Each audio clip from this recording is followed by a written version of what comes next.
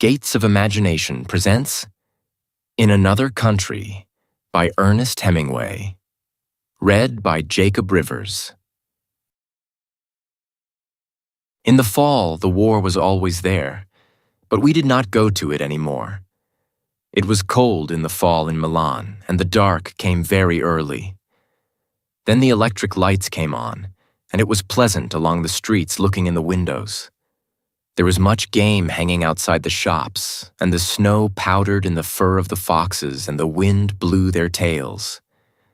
The deer hung stiff and heavy and empty, and small birds blew in the wind, and the wind turned their feathers. It was a cold fall, and the wind came down from the mountains. We were all at the hospital every afternoon, and there were different ways of walking across the town through the dusk to the hospital. Two of the ways were alongside canals, but they were long. Always, though, you crossed a bridge across a canal to enter the hospital. There was a choice of 3 bridges. On one of them, a woman sold roasted chestnuts. It was warm, standing in front of her charcoal fire, and the chestnuts were warm afterward in your pocket. The hospital was very old and very beautiful, and you entered through a gate and walked across a courtyard and out a gate on the other side. There were usually funerals starting from the courtyard. Beyond the old hospital were the new brick pavilions, and there we met every afternoon and were all very polite and interested in what was the matter, and sat in the machines that were to make so much difference. The doctor came up to the machine where I was sitting and said, "What did you like best to do before the war? Did you practice a sport?" I said, "Yes, football." "Good," he said. "You will be able to play football again better than ever." My knee did not bend, and the leg dropped straight from the knee to the ankle without a calf, and the machine was to bend the knee and make it move as in riding a tricycle. But it did not bend yet, and instead the machine lurched when it came to the bending part. The doctor said, "That will all pass. You are a fortunate young man. You will play football again like a champion." In the next machine was a major who had a little hand like a baby's. He winked at me when the doctor examined his hand, which was between 2 leather straps that bounced up and down and flapped the stiff fingers, and said, "And will I too play football, Captain Doctor?" He had been a very great fencer, and before the war, the greatest fencer in Italy. The doctor went to his office in a back room and brought a photograph which showed a hand that had been withered almost as small as the major's, before it had taken a machine course, and after was a little larger. The major held the photograph with his good hand and looked at it very carefully. "A wound?" he asked. "An industrial accident," the doctor said. "Very interesting, the major said and handed it back to the doctor. "You have confidence?" "No," said the major. There were 3 boys who came each day who were about the same age I was.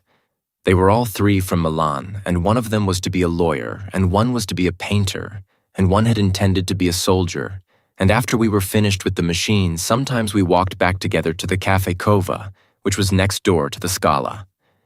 We walked the short way through the communist quarter because we were 4 together.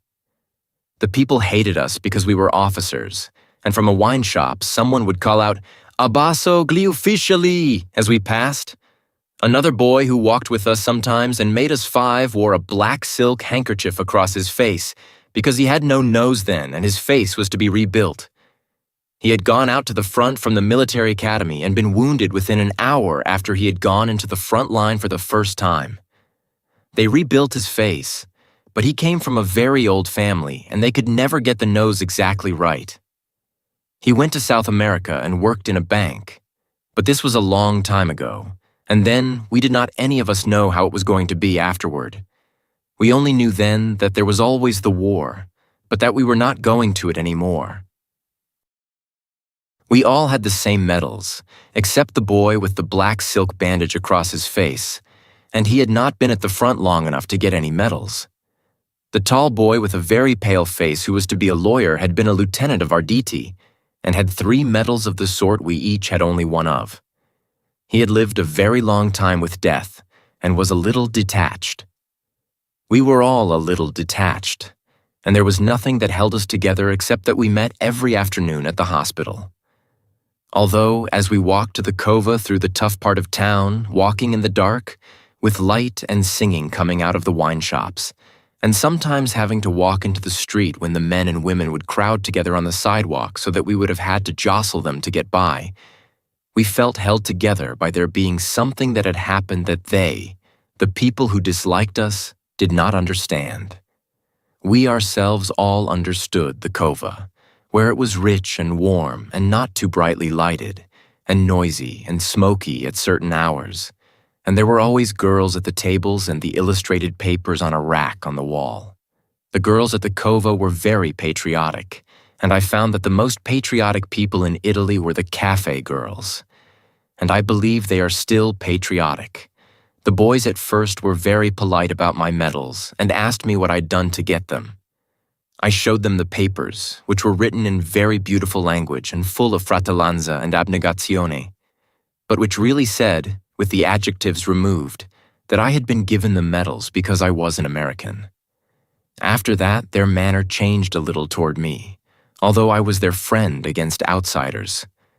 I was a friend, but I was never really one of them after they had read the citations, because it had been different with them, and they had done very different things to get their medals. I had been wounded, it was true, but we all knew that being wounded, after all, was really an accident. I was never ashamed of the ribbons, though, and sometimes, after the cocktail hour, I would imagine myself having done all the things they had done to get their medals. But walking home at night through the empty streets with the cold wind and all the shops closed, trying to keep near the streetlights, I knew that I would never have done such things, and I was very much afraid to die, and often lay in bed at night by myself, afraid to die and wondering how I would be when I went back to the front again. The three with the medals were like hunting hawks, and I was not a hawk, although I might seem a hawk to those who had never hunted. They, the three, knew better, and so we drifted apart. But I stayed good friends with the boy who had been wounded his first day at the front, because he would never know now how he would have turned out. So he could never be accepted either, and I liked him because I thought perhaps he would not have turned out to be a hawk either. The major, who had been the great fencer, did not believe in bravery, and spent much time while we sat in the machines correcting my grammar. He had complimented me on how I spoke Italian, and we talked together very easily. One day I had said that Italian seemed such an easy language to me that I could not take a great interest in it. Everything was so easy to say. "Ah, yes," the major said. "Why then, do you not take up the use of grammar?" So we took up the use of grammar, and soon Italian was such a difficult language that I was afraid to talk to him until I had the grammar straight in my mind. The major came very regularly to the hospital. I do not think he ever missed a day, although I am sure he did not believe in the machines. There was a time when none of us believed in the machines, and one day the major said it was all nonsense. The machines were new then, and it was we who were to prove them. It was an idiotic idea, he said. A theory, like another. I had not learned my grammar, and he said I was a stupid, impossible disgrace.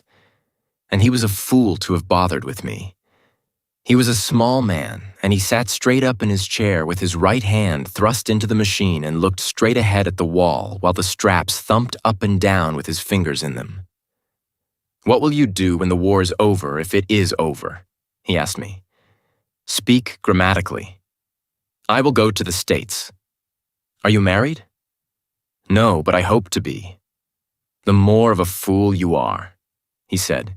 He seemed very angry. "A man must not marry." "Why, Signor Maggiore?" "Don't call me Signor Maggiore." "Why must not a man marry?" "He cannot marry. He cannot marry," he said angrily. If he is to lose everything, he should not place himself in a position to lose that. He should not place himself in a position to lose. He should find things he cannot lose. He spoke very angrily and bitterly, and looked straight ahead while he talked. But why should he necessarily lose it? "He'll lose it," the major said. He was looking at the wall. Then he looked down at the machine and jerked his little hand out from between the straps and slapped it hard against his thigh. "He'll lose it," he almost shouted. "Don't argue with me." Then he called to the attendant who ran the machines. "Come and turn this damn thing off." He went back into the other room for the light treatment and the massage. Then I heard him ask the doctor if he might use his telephone, and he shut the door. When he came back into the room, I was sitting in another machine. He was wearing his cape and had his cap on, and he came directly toward my machine and put his arm on my shoulder. "I am so sorry," he said, and patted me on the shoulder with his good hand. "I would not be rude. My wife has just died. You must forgive me." "Oh," I said, feeling sick for him. "I am so sorry." He stood there biting his lower lip. "It is very difficult," he said.